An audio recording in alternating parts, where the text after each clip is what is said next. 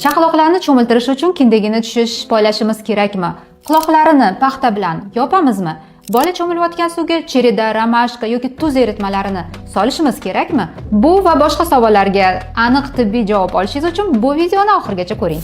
Bolani cho'miltirish uchun kindagini tushishini kutish shart emas. Asosiysi bolani cho'miltirib bo'lganingizdan keyin bola kindak sohasini toza va quruq saqlash.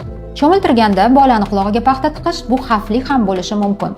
Bolani qulog'iga kirgan ozgina suv bola sog'lig'iga ta'sir ko'rsatmaydi. Biz bilamizki, bolani tashqi eshituv yo'li to'g'ri bo'ladi va kirgan suv beti ushlanib qolmaydi.